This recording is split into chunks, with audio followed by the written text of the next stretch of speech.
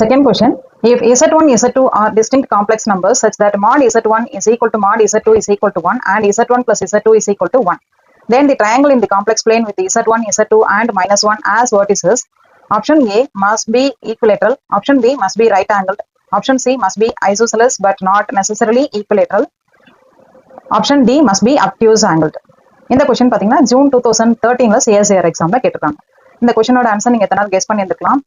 Z1 Z2ன்றது ரெண்டு complex நம்பரா இருந்து அதுல mod Z1 mod Z2 is equal to 1 இருந்து அது ரெண்டுத்தையும் ஆட் பண்ணும்போது ஈக்குவல் டு 1 கிடைச்சது அப்படின்னா இந்த வெர்டிசஸ் Z1 Z2 மைனஸ் 1ன்ற மூணு வெர்டிசஸையும் யூஸ் பண்ணி வர்ற அந்த ட்ரையாங்கிள் வந்து என்ன ட்ரையாங்கிளா இருக்குன்றது ஆப்ஷன்ல கொடுத்துருக்காங்க. இந்த கொஸ்டினுக்கு இத்தனை நேரம் நீங்க ஆன்சர் கெஸ் பண்ணியிருக்கலாம். ஆன்சர் பாத்தீங்கன்னா option A must B equilateral.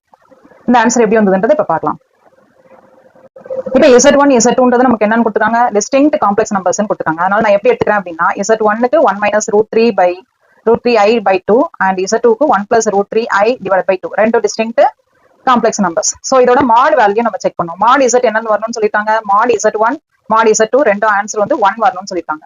So Mat Z1 value அப்படின்னாக்க 1/2 ஸ்கொயருக்கு 1/4 and √3 minus √3/2 ஹோல் ஸ்கொயருக்கு 3/4 வரும். So square root of 1/2 whole square plus √3/2 whole square னா 1/4 plus 3/4 4/4 ஆன்சர் 1 வந்துரும். அதே மாதிரி Z2க்கு அதே ஆன்சர் தான். இங்க மைனஸ் √3 இருக்கிறது இங்க பிளஸ் √3 இருக்கு, அவ்வளவுதான். அப்ப இந்த கண்டிஷன் சாட்டிஸ்ஃபை ஆகுது.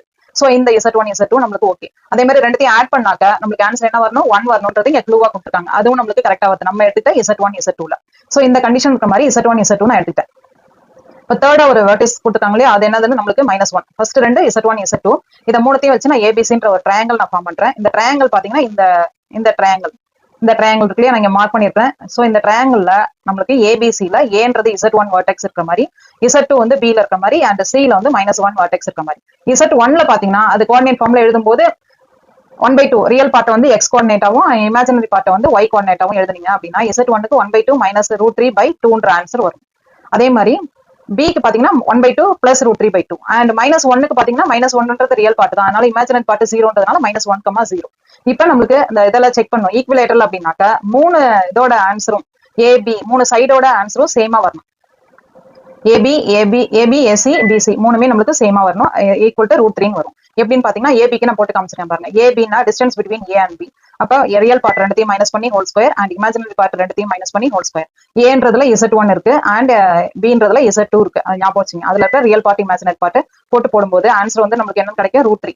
இதே மாதிரியே பிசி ஏசி கண்டுபிடிச்சிங்கன்னா √3 தான் கிடைக்கும். அப்படி கிடைக்கும் போது மூணுமே சேம் ஆன்சர் வரதுனால மூணு சைடுக்கும் அப்ப ஈக்குவலேட்டரல் ட்ரையாங்கிளா இருக்கும் அப்படின்றது ஐடியா. அப்ப பிசிடி எல்லாம் ராங். அப்ப ஆப்ஷன் ஏ மஸ்ட் பி ஈக்குவலேட்டரல்ன்றது கரெக்ட் ஆன்சர்.